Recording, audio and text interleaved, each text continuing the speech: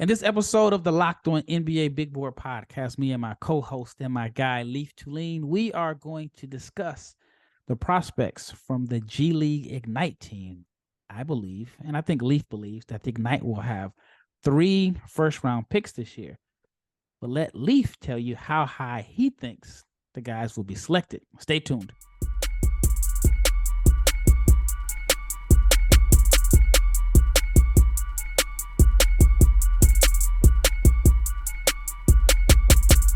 Big shout out to each and every person that has made the Locked On NBA Big Board Podcast your first listen of the day. And this episode is brought to you by Gametime. Download the Gametime app, create an account, and use the code Locked On, and you will get $20 off your first purchase.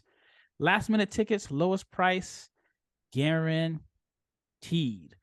I am your host, Rafael Barlowe, and my co-host is Leif Thulin, the guy that watches more college basketball than anyone else. But lately, Leif has been watching a lot of G League. And Leif and I are going to be in Chicago next week. This will be Leif's first NBA Combine. It will be my second. It is an amazing experience for draft junkies, guys that really eat, sleep, and breathe NBA draft. Even though it's kind of boring, but it's an experience that I think Leif will really enjoy. So, like, we're about a week away, give or take a few days. What are your thoughts so far about the Combine? Like, what are you looking most forward to? I'm just curious what it all entails because, I mean, you kind of see the product of the scrimmages, but everything else is behind closed doors. You see a couple drills, like people shot well, and then some people shot poorly, and you see the wingspans measured. I'm just curious what is not televised and what I can see from being there and seeing these guys up close and personal. What's different watching them in person as opposed to on a TV screen or last year I was sick, so I watched on a computer. So even more so, you kind of glean more things in person. That's always been the case, but especially when you're in a room with these guys shooting, you get to go attend their pro days, or so to speak, pro days. And so I'm really eager for that and excited that I got the opportunity to do so. Traveling out on Monday, so I'm excited for that. Yeah, the cool thing is, well, at least for us, is that the agents can't get in. So last year, I just remember sitting in the stands and my phone is just going off. Agents are like, what's my guy doing? Is he up yet? Is he doing anything? And I'm like, oh, yeah, your guy just shot 16 of 25 in the star drill. Or, you know, they want to know what the vertical leap was and so on. And it's crazy because they are in this hotel that is connected to the arena and they feel like they're so far away. So I'm pretty sure, some agents who listen to the podcast will probably come up, introduce themselves, ask for your information, and they're going to be wanting some feedback. And then they actually watch the games when they're on TV. So they're like, I mean, literally like 2,000 feet away, and they have to watch it on TV or on their phones, or they go to their rooms and watch it. And then there's like a little bit of a delay. And I remember last year there was one agent that was like, my guy got hurt. What's going on? And I'm like texting him like, he doesn't look like he's getting back in. And but like I said, it was a pretty cool experience. And I met a few people last year at the Combine that I stay in contact with. And one of them, I will talk about him and later on in this episode. All right, let's get right into it. All right, so this episode is about the G League Ignite. And Scoot Henderson is obviously the headliner on the Ignite team. And there's been a little bit of a debate here and there. Will he go number 1 or number 2? But I think people ask me that every day. And what is your thought on Scoot? And I want to hear your thoughts on his second half of the season. So my view on Scoot really hasn't changed much throughout the season, despite kind of tailing off in the second half. I think there's unteachable traits that he has that he demonstrated from such an early age, that he was precocious in the way that he was able to transition instantly and have an impact at 17 years old, the youngest signing they've ever had in the G League Ignite. Then year 18, he was really good. and he turned 19 during this season, and he was still really good. Like, you saw the showcase game between he and Victor Wembanyama prior to his injury. There was an argument you could have made that he was the better player in that first half, and Victor Wembanyama was phenomenal in both the second half and then the second game, and solidified his stock. But at that point, it was who's one or two, and now there's been the creeping in of some teams really like Amen Thompson. Brandon Miller fits some of the teams that could be drafting, namely the Pistons, better than Scoot Henderson does should they get the second pick. And to me, I think it's been Wembanyama 1, Scoot Henderson 2, and I think they're in a tier all to themselves. And I mean, you can attest to this more than anyone. I love Brandon Miller and Amen Thompson. I've had them 3 and 4 all year with no change. But I think he's got just more star power. And the fact that he didn't finish well at the rim, the fact that his shooting numbers weren't phenomenal, he didn't score any more later in the season, doesn't perturb me because I saw what I needed to see and what he's capable of in an NBA setting. I know it's the G League, but it's a different game than college, and he was still dominating it in terms of the way, the momentum, the flow of a game early in the year. Later in the year, he dealt with some different things, and he was still an impactful player. Like, was it as good as the first half? No. Was he still impactful and in control of the game? Absolutely. Yeah, so I've had a couple conversations with two basketball minds that I really respect about Scoot, and they both wanted to know my opinion, and they wanted to know why is it even a debate. One was Scoot's agent, Christian Dawkins. Shout out to Christian. And then another one was his teammate, Pooh Jeter. And they're both like, why are people even putting Brandon Miller in the same category? And they're like, if Scoot played game 2 in Vegas against Vic, and they're like, he outplayed Vic in game 1. And they're like, why all of a sudden, as even as that was, that there's some doubt about he'll go number 2. And like you mentioned, some people are even throwing Amen Thompson in the mix. And one of the things that they both said about Scoot was, when you play for the Ignite, every team in the G League is giving you their best. They're the showcase team. Everybody's bringing their A game. Everybody wants to show out in front of the NBA scouts that are in attendance. And they felt like that alone gives Scoot and other prospects in the G League a bump over college basketball. And one of the comments was, if you're in college, you may be playing against a guy that is going to get his degree and be selling insurance next year or work a regular job, while everybody in the G League is a professional, was a star in college. So my question for you is, it's a two-headed question. Do you think the guys in the G League should get a bigger benefit of the doubt over college guys? And do you think that if Scoot didn't kind of take his foot off the gas in the second half of the season and was able to maintain how he started, do you think that it would be a race between 1 and 2 between him and Victor? First part of the question is a slam dunk yes for me.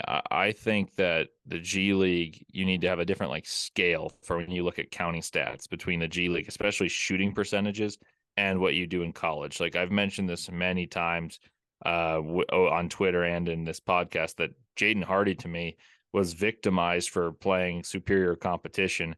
And to me, the fact he was the go-to guy, shot difficult shots because he was asked to do that, take the grenade, late clock situations, and created as well as he did, just missed. But then he shot 88% from the line. Like, I had no doubts about his shooting. I think Scoot Henderson's is less about shooting percentages, more about just kind of the lackadaisical finish to the season because of what he did early in the year, dominating games. So to answer your second part, I don't know if he could have ever surpassed Wembanyama. I just think that Wembanyama is, other than LeBron James, the most hyped prospect in the past 20 years. Like, Zion Williamson had this frenetic energy, this buzz about him, but he wasn't seen or regarded as this prospect that Wembanyama was, because coming into college, RJ Barrett was considered to be the better prospect than Zion Williamson. Yeah. So I think and that Cam Reddish too. there's a duration of like when you're really that good, there's a duration of time that people know about you. Scoot Henderson's been on the radar for 3 years. Wembanyama, I may or may not have told the story, but I was in the library in my junior year of high school, and I saw Victor Wembanyama as a 13-year-old, and I called my friend over. I said, "Hey, Jake, this is the guy who's going to replace Gobert," and I still pray I'm right about that. Even though Walker Kessler's doing a great job, I'd like to have both of them. So if that happens, I just want that on the record here. Long story short, he's been there on the radar. So I don't know if he would have passed Wembanyama, but I think it would have been discussion. I think there was going to be people that would have said, you know what, I want to think twice about slam dunk Victor Wembanyama. Now there's a discussion, whereas now I think all 30 executives are going to run to the podium and say, here's Victor Wembanyama, number one. Valid. So much I want to talk to you about in this episode, but let's talk about Game Time. Buying tickets to your favorite event should not be stressful. Game Time is fast and easy. It is the easy way to buy tickets for all sports, music, comedy, and theater near you. They have killer deals on last-minute tickets, and they have a best price guarantee, so you can stop stressing over tickets and start getting hyped over the fun that you will have. Game Time has flash deals on last-minute tickets. They are easy to find, and you can buy tickets for every kind of event in your area. You get images of the seats, and they have a low price guarantee with event cancellation protection and job loss protection. So forget planning way in advance. Game Time has deals on tickets right up until right before the event starts. Like I said, they have deals on events from football to basketball, baseball, concerts, comedy, theater, and Game Time guarantee means you'll get the best price. If you find tickets in the same section and row for less, Game Time is so confident that they will credit you 110% of the difference. You'll get images of the seats before you buy, so you know exactly what to expect when you arrive. When you buy the tickets, it'll be on your phone in a matter of seconds, and it's sent directly to your phone. You don't have to dig through your email and all that crap about, you buy tickets on one site, they directs you to another site. With Game Time, it is right on Game Time. So download the Game Time app, you create an account, and use the promo code Locked On NBA, and you will get $20 off your first purchase. Terms apply. Again, create an account and use the redeem code Locked On NBA, and you will get $20 off. So again, download the Game Time app. Last minute tickets, lowest price, guaranteed. Big shout out to each and every person that has made the Locked On NBA Big Board podcast your first listen of the day. And in tomorrow's episode, I'll be honest, I don't know. It'll be between Leif and Richard. Maybe I don't know, flip a coin and see which one is on next. All right, back to this episode, talking about the prospects on the G League Ignite. Now, who is your number 2 Ignite prospect? I mean, speaking of flipping a coin, this is how close it is. I've had Sidy Cissoko in my lottery for much of the process. I've recently moved Leonard Miller up to number 13. And so it would be Leonard Miller if we go off my very most recent board, which I haven't even published yet, that I've been working on today. I've got Leonard Miller at 13 and Sidy Cissoko at 14. So splitting hairs here. But I've got 3 Ignite players in my lottery. So Pooh would absolutely love. I'll connect you guys. You and Pooh Jetter, I'll connect you guys in Chicago. So literally this podcast is running late because I got a phone call from Pooh, and he says, "Hey, I see you post Gigi Jackson number 5. I want to know what's the difference between Gigi Jackson and Leonard Miller." So I make my pitch or whatever, and he goes on to say, you're talking about like 17-10, how strong Leonard Miller finished the season, and why. And his question was, why is Leonard Miller not a top 10 pick on every board? And then he went on to say, you're getting the best of the best as far as competition when you are on the Ignite, as far as G League competition. You're getting everybody's best, and he outplayed guys that were first round picks and so on. And I had mentioned to him, and I want to hear your opinion on this. What holds more weight to you? Leonard Miller's strong finish to the season, where the numbers were like incredible, or Scoot Henderson's slow or just the way his season ended? What holds more weight to you? Leonard Miller's finish by a wide margin for me, because I think Scoot Henderson, like I mentioned briefly, that you could see that at the very start of this year and at the end of last year, he just had a control for a game that was precocious for the age that he's playing against the competition he's playing. So he was 18 and 19 years old, and he controlled the game dominantly. He plays against Victor Wembanyama's team, and he, for the first half of that game, I'm not going to say the entire game because Wembanyama finished pretty impressively. He was unbelievable, and that's a defender unlike anyone he's seen. And he was able to maneuver himself, score at will, get the good offensive shots for his entire team. So I saw all I needed to see, and I feel like he took his foot off the gas. And some people say, "Oh, is that work ethic?" Or, "Oh man, is he just did defenses figure him out?" I don't think so. I think it was all um it was all because he's so good already that he didn't need to prove anything to me. So I'm kind of pushing that up behind the rug, and I'm totally over it. Whereas Leonard Miller finishing the year with games like having 30 points and 20 rebounds in different games, running the floor, rebounding as a constant, defending as a constant, and then you see flashes of off the dribble creation. I'm not going to say off the dribble shooting, but creation, ability to pass out of dribble sets, and at the size he does it, he rebounds like a madman. I think he was always going to be a good defender and rebounder. The fact that he was able to put together and utilize his skill set that you saw in flashes in high school and put it together against professional athletes was astounding. And the more I've watched him, I've watched 2 full Ignite games today, and I watched another one yesterday. And Sidy Cissoko is who I wanted to focus on, and I couldn't take my eyes off of Leonard Miller. Leonard Miller was already top 17 for me. He's up to 13, and I'm not certain he won't be at 11 or something, maybe even 10 by the time I'm finished with this evaluation cycle ahead of the combine. I plan on posting a big board right before I go to the combine and right after I go to the combine. Yeah, so and those points are valid. I do feel like Scoot took his foot off the gas, and I was actually there to witness Leonard have a 2020 game. I was there in person and saw that. I actually think that Leonard, his role was a lot different than I expected.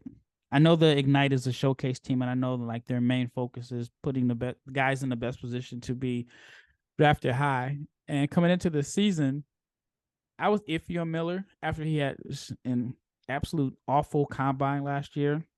I think the jump that he's made over the last 12 months has been incredible. I thought we was going to see a little bit more point forward out of him. Not saying point forward skills, because I think he still has it. And I think that was his role in high school. But the way that he adapted and adjusted to a role as a rebounder, defender, finisher was totally different than what I saw a year ago. So I give him a lot of credit for that. The 2020 game I was at was, I mean, it was probably one of the best G League performances that I've seen, and I've seen some pretty good ones working for the Texas Legends for either 3 or 4 seasons. Now, what do you think about this? So when I talked to Pooh, I said, I feel like in some cases, the G League guys are at a disadvantage numbers wise, in a sense, because their numbers are probably going to be better. The game is longer, it's a faster paced game. So some people are going to take their numbers with a grain of salt. I do think that once you get in the second half of the G League season, teams kind of take their foot off the gas in a sense. Well, I shouldn't say teams, but I guess collectively individual players are like, hey, I took this gamble in the G League instead of taking money overseas because I thought I was going to get a call up. You realize, okay, I'm not going to get a call up. Then you may just be like, I just ready to finish the season out. And Pooh's like, his thought process behind that is you may see that from G League team to G League team, but you won't see that when a G League team is playing the Ignite. So I think on one hand, the Ignite players can benefit, at least on paper, numbers wise. But I think one of the biggest advantages that the Ignite players have compared to college guys is a guy like Pooh, is a guy like some of the other veterans on the team who understand that their role is to complement these guys, to showcase them. And I mean, I think the Ignite setup is great. You get these veteran guys that still want to play, but their job is to really enhance their teammates. You don't get that in college. You get a bunch of guys in college who are like, hey, this is I'm trying to get to the league. I'm trying to get to a situation where I can make some money, support my family. Not saying you don't have that in the G League, but I think that a Leonard Miller benefits from having a Pooh on his team that can run a team that's played. I mean, Pooh's probably been playing like 15 years. That can get him in his spots, put a battery in his back, charge him up, and make sure that he remains confident. I don't think college players have that. So, in your opinion, what is the biggest advantage over a G League guy and a college player when you're comparing the two? Well, I think the shooting stats is the one like statistic that I feel like is very much in favor of college players. I think it's a lot easier to shoot well in college basketball, particularly because a lot of these draft prospects are on good teams, so they create very good shots because they're better than their competition. Whereas in the G League, I think these are young players, the prospects that we're evaluating, they're young players and they're playing against guys that are veterans and are kind of like, hey, you know what? This guy's a superb athlete. Maybe we'll use him to be the guy who sags off, and then you lack confidence. And there's growing pains, quite literally, for these guys who are growing into their bodies and playing against professional athletes, guys that were former McDonald's All-Americans, the guys that did play in the league. So that's the biggest advantage for college. I think the biggest advantage for the G League players is the veteran leadership you reference, as well as the fact that you play an NBA style. So the adaptation for once you make the NBA, and I think of some evaluators and executives really prioritize the readiness, and I think the readiness is helped by the veterans like Pooh or Jarrett Jack in previous years that have helped these guys kind of evolve their games to fit what NBA teams want. And I heard this year when I was kind of I worked for the Jazz, as a lot of you guys know, and I heard through the grapevine that a lot of people were really impressed with the G League Ignite rookies and just how ready they were to contribute immediately, even if they didn't have enormous counting stats this year for their respective teams. I heard Marjon Beauchamp was a guy that was supposed to be a project, and he was immediately ready to contribute for the Bucks. He just happened to do it for the team that was the best in the NBA in the regular season. So you just don't get to have that much playing time. But to me, that's a testament to preparation and these guys being young, but being mentally mature at a young age. All right, hold that thought, because I want to ask you about that. And we'll use the Warriors, for example. Moses Moody is playing more than Kuminga. So hold that thought. But let's talk about PrizePicks. And PrizePicks has this $1 million daily Superflex promotion for the NBA playoffs and the finals. Every day of the NBA playoffs and the finals, one PrizePick user, it could be you, I'd like it to be me, but one PrizePick user will get a chance at becoming a millionaire. One entry placed at 8 a.m. Eastern Time will be randomly selected each day. Whoever placed that entry will be given a 6-pick flex with the following payouts. If you get 6 correct picks, it is $1 million. 5 correct picks, 80,000. Significant difference between 80,000 and $1 million, but I'll take it. 4 correct picks, 16,000. I'll take 16,000 in my account too. And the full details can be found at prizepicks.com/million. You must opt in at this link to be eligible for the $1 million entry. Once you opt in, all you have to do is play the game like normal, and you could be the lucky winner. And what the game is, all you do is pick 2 to 6 players, and you pick if they will score more or less than their PrizePicks projection. You can win up to 25 times your money on any entry. There's no competing against other people. It is just you versus the PrizePicks projections available. And PrizePicks offers projections on any sport that you watch: NBA, NFL, Major League Baseball, NHL, men's and women's college basketball, boxing, cricket, NASCAR, tennis, anything. And the entries can be made in 60 seconds or less. It is that easy. It is safe and it's fast. You can get your money out quickly. And it is currently operational in 30 states and Canada. So download the PrizePicks app and go to prizepicks.com to sign up and play daily fantasy sports. If you are a first-time user, you can receive a 100% instant deposit match up to $100 with the promo code Locked On. If you deposit 100, PrizePicks will give you 100. If you deposit 50, PrizePicks will give you 50. So do not forget to enter the promo code Locked On at sign up for instant deposit match up to $100. All right, when we left off, Leif mentioned that some NBA scouts feel that the G League players are a little bit more ready. The G League Ignite players are a little bit more ready than college guys. And so I'm playing devil's advocate here, and we'll compare Moses Moody to Jonathan Kuminga. Moses Moody was drafted after Kuminga. He played one season at Arkansas, and Kuminga was, I want to say, the 5th pick, and it was the Ignite's first year. Seventh. Was he pick, 7th? I think. Yeah, 7th, and I think Moody went 14th. Okay. I believe you're right. It is 12:51 a.m., so I'm a little tired. And one is playing and one isn't playing for the Warriors. What are your thoughts on the reasons behind it? Now, it could absolutely have nothing to do with the Ignite versus college, but what is your thought behind that? Well, I think if you're going to compare the Ignite versus college, I'd say that the Ignite would probably win if you took a large sample size. In this case, there's more behind the scenes. Like Kuminga early in his first year was used more as like, hey, can we develop you into a guy that'll perfectly support these stars, and then yourself will become a burden, like a guy who will bloom into a star. Whereas Moses Moody's path has always kind of been a supporting member, and it fits more naturally for him to be a 3-and-D than it does for Kuminga, whose athleticism is his greatest attribute, where he can like kind of thrive in a run and gun sort of offense, as opposed to one where it's catered around space and pace, which is how I describe what the Warriors do with two of the greatest shooters ever, and then a playmaker in Draymond Green. So I think this is just an individual case where I don't think there's any key indication of college or G League Ignite really mentally preparing those two better than the other.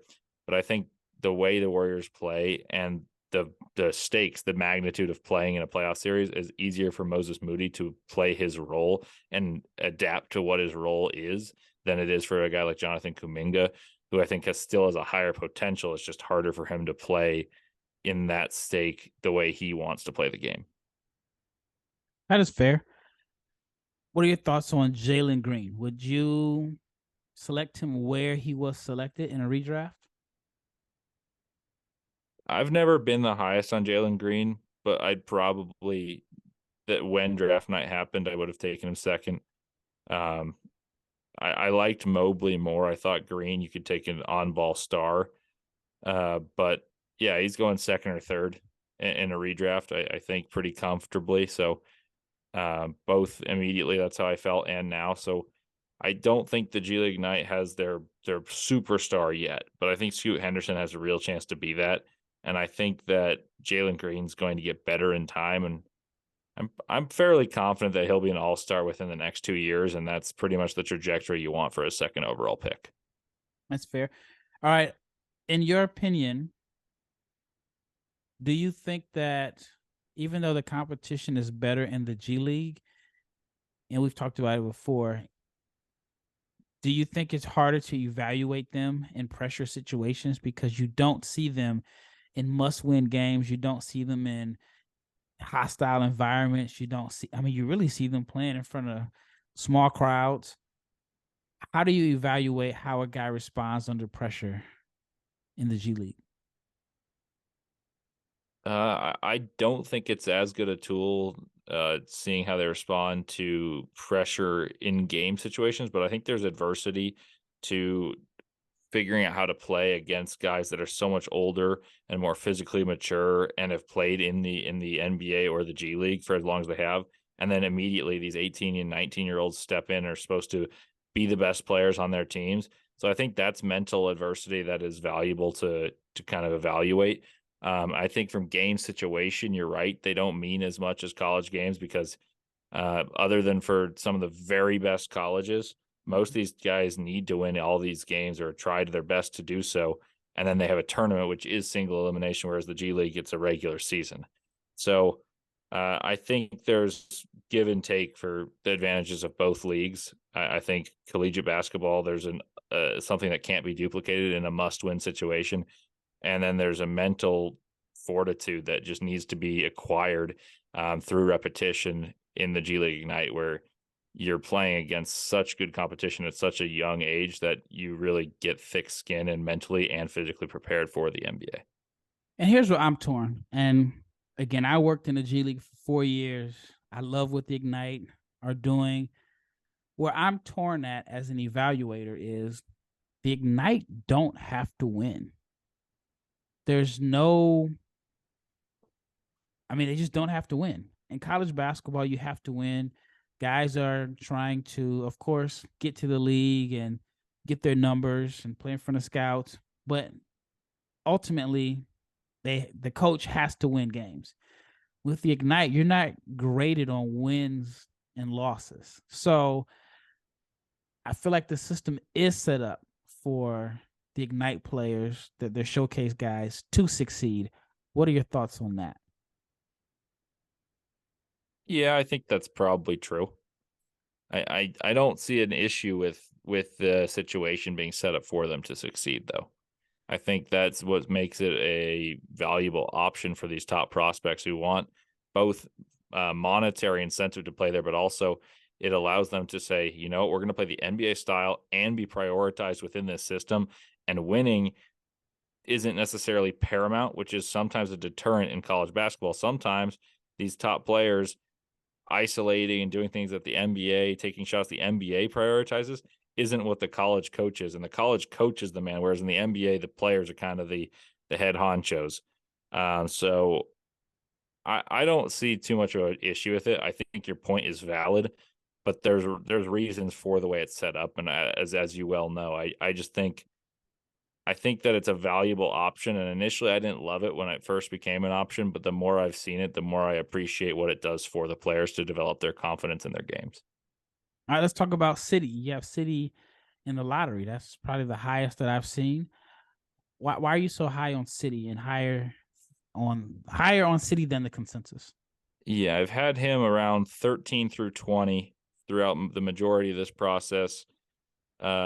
My short answer for this is basically, you don't see too many guys at his age have the stature he has and the ability to impact the game on one end of the ball, which is defense. I think he's going to be a great defender right away.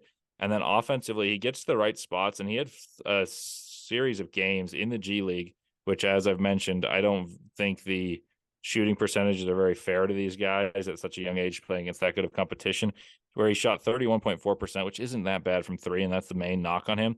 But also, he had a series of games where he scored 25 straight games. You don't see any college players doing that. And I know that's they're longer games in the G League, but still, it's really impressive, especially when he's one of the, I'd say, the tertiary option for this team. Scores 20. He's known for defense. His shot was not bad, but it looks better than the percentage would indicate. He's playing against guys significantly older, and I think he has a secondary creator to him. I think you made this point that what Anthony Black does well, Sidy Cissoko does well as well, and he did it in a better league. So I buy upside as a secondary creator, if not a primary one. Defense, I think he'll be outstanding at some point, and I think the shot will improve. I'm not going to say he's ever going to be a phenomenal shooter, but there's enough signs for his shot being respectable. I'll leave it at respectable for now. So, and to me, that makes up for a possible lottery pick. Yeah, I mean, you look at the 3-point shooting numbers. His numbers, what was it, like 31%, are pretty much on par with every rookie in the 2022 draft class. If you compare all their 3-point shooting numbers combined, I think they're about average where Sidy's at. I mean, what did Jabari Smith shoot from three? And he's supposed to be considered a great shooter. So and I even had I had an agent tell me the same thing. He saw that I had a scouting report on his player and I put the shooting was inconsistent. And so he says, my client's shooting numbers, even though the shots are different, he was like, if you look at Luka Doncic, you look at Jason Tatum, you look at all the top outside of Steph, the top shooters in the NBA, The guys are taking them on a high volume. He said they're probably shooting a little less than league average. And he said his client shoots difficult shots and they're around that same. So, it makes sense. Well, that wraps up this episode on the G League Ignite. Once again, thank you for making Locked On NBA Big Board Podcast your first listen of the day. This is Rafael Barlowe with my co-host Leif Thulin, and as usual, Leif brought up some excellent points, and this episode was about the Ignite, and he convinced me why he believes that the Ignite will have 3 guys in the lottery. Leif is going to be a fan favorite, not a fan favorite, but Leif is going to be a favorite in the Ignite world. I'm sure the people that support the Ignite will love this episode.